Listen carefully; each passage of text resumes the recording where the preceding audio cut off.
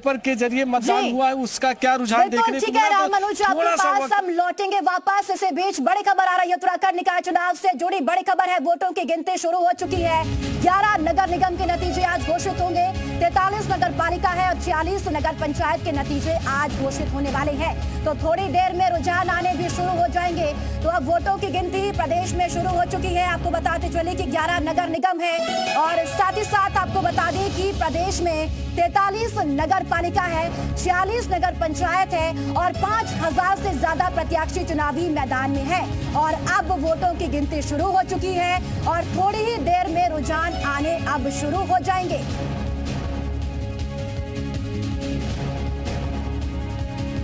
और चलिए एक बार फिर से रामानुज का रुख करते हैं। रामानुज, वोटों की गिनती शुरू हो चुकी है।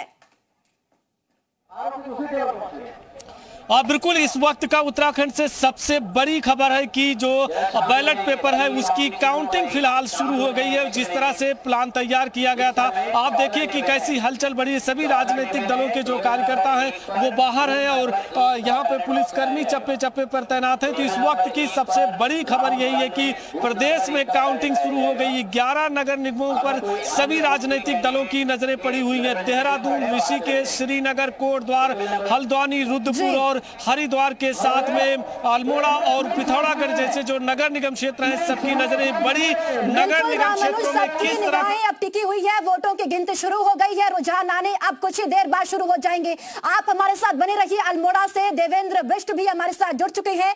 देवेंद्र, अल्मोड़ा की क्या तस्वीरें हैं, दिखाइए। वोटों की गिनती शुरू हो चुकी है। इस समय हम जीएससी के पास मौजूद है। यहाँ पर को अल्मोड़ा नगर निकाय की यहाँ पर को पोलिंग काउंटिंग यहाँ पर को हो रही है। और ठीक हम आपको दिखाएंगे कि ठीक हमारे पीछे यहाँ पर को जीएससी है, जहाँ पर को अल्मोड़ा में पूरे 5 यहाँ पर को निकाय है जिसमें काउंटिंग हो रही है। अल्मोड़ा नगर निकाय में जो जीएससी है, जीएससी में आपको काउंटिंग की जा रही है। अल्मोड़ा नगर निकाय के लिए ये काउंटिंग हो रही है, जिसमें अल्मोड़ा नगर निकाय के लिए आपको काउंटिंग की जा रही है। इसमें अल्मोड़ा की अगर बात करें तो अल्मोड़ा में कुल मिलाकर के 16,000 के आसपास से यहाँ पर को वोटिंग हुई है। अल्मोड़ा में बीजेपी और कांग्रेस के ही 2 प्रत्याशी यहाँ पर को आमने सामने हैं, जिनके बीच सीधा मुकाबला देखा जा रहा है। 40 यहाँ पर को पार्षद है और देखने वाली बात है कि आज जो मतगणना जब होगी तो वो किसके पक्ष में आएगी। फिलहाल वोटों की गिनती अभी शुरू हो चुकी है और धीरे धीरे जो परिणाम। ठीक है देवेंद्र, आपके पास हम लौटेंगे। रामानुज लगातार हमारे साथ बने हैं। रामानुज, तस्वीरें दिखाइए मतगणना केंद्र की। वहां पर तैयारियां किस तरह से देखने को मिल रही है। साथ ही साथ सभी राजनीतिक दलों के जो एजेंट है वहां पर पहुंचे होंगे। बातचीत करने की कोशिश कीजिए। हालांकि दावे सभी पार्टियां कर रही है जीत की।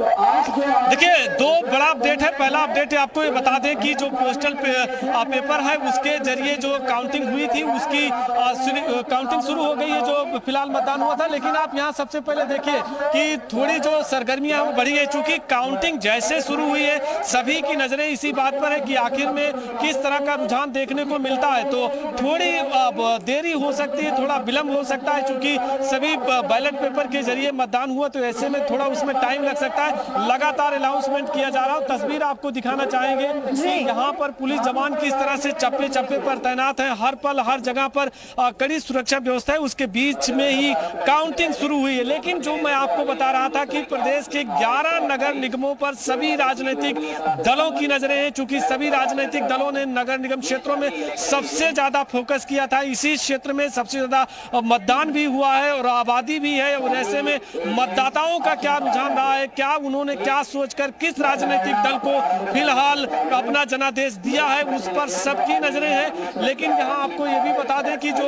एजेंट है वो सबके सब काउंटिंग स्थल पर पहुंचे हुए हैं। उनको लगातार अनाउंसमेंट के जरिए बताया जा रहा है कि थोड़ी देर में जब बैलेट पेपर से काउंटिंग शुरू हो जाएगी तो रुझान भी आना शुरू हो जाएगा। तो यहाँ का यही सबसे बड़ा अपडेट है। इसी तरह से प्रदेश के चाहे नगर पालिका है, नगर पंचायत है, नगर निगम क्षेत्र में सभी राजनीतिक दलों के जो प्रमुख लीडर्स हैं उनके भी साथ साख दांव पर है। कई विधायक, कई मंत्री और साथ में कई जो भाजपा के और कांग्रेस पार्टी के बड़े लीडर हैं, उनके भी साख दांव पर है, क्योंकि उनका वो क्षेत्र है। तो ऐसे में देखना होगा कि जनता का क्या जनादेश है। लेकिन सबसे पहले सबसे सटीक ग्राउंड जीरो से कहां हो रहा है रोचक मुकाबला और कहां कांटे की टक्कर है, दर्शकों को बता रहे हैं। इस वक्त ग्राउंड जीरो पर काउंटिंग की शुरुआत हुई है। थोड़ी देर के बाद रुझान आएंगे प्रदेश में, आखिर निकाय के क्षेत्र में किस राजनीतिक दल को बढ़त मिल रही है, कौन पार्टी किसे शिकस्त दे रही है, ये अपडेट आपको बताएंगे।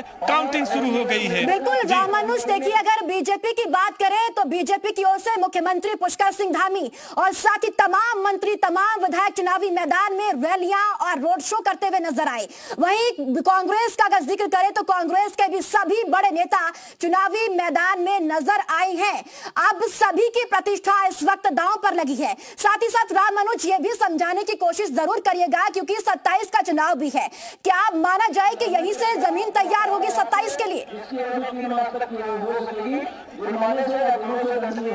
बिल्कुल, दोनों सवालों का आपका जवाब देते हैं। मुख्यमंत्री पुष्कर सिंह धामी ने बड़ी शिद्दत के साथ में रोड शो, रैलियां, जनसभाएं की थी।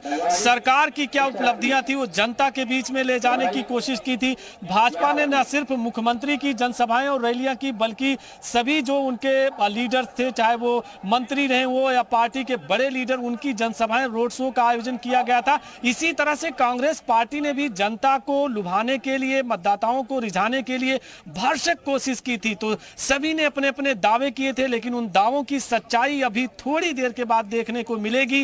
आखिर में किस तरह से रुझान, किस तरह से मैंडेट आपको देखने को मिलेगा। लेकिन दूसरा जो सवाल था उसमें एक लाइन आपको बता दें कि आखिर दोनों दलों की, भाजपा की और कांग्रेस पार्टी के बड़े जो लीडर्स हैं, उनकी भी प्रतिष्ठा दांव पर है। अपने क्षेत्रों में क्या वो बढ़त लेते हैं या उनको शिकस्त मिलती है, ये थोड़ी देर के बाद तस्वीर साफ हो जाएगी। जी बिल्कुल रामानुज, अगर पहाड़ से लेकर मैदान तक का जिक्र करें, क्योंकि अगर उत्तराखंड का जिक्र होता है तो कहा जाता है कि अलग जो दूसरे प्रदेश है उनके हिसाब से प्रदेश की जो भौगोलिक परिस्थिति है वो बहुत अलग है, बहुत भिन्न है। ऐसे में पहाड़ और मैदान दोनों जगह इस बार क्या मुद्दे अलग अलग नजर आए हैं। जिस तरह से मतदान हुआ, पहाड़ में ज्यादा मतदान हुआ, मैदानी क्षेत्र उसमें फिसड्डी साबित हुआ है।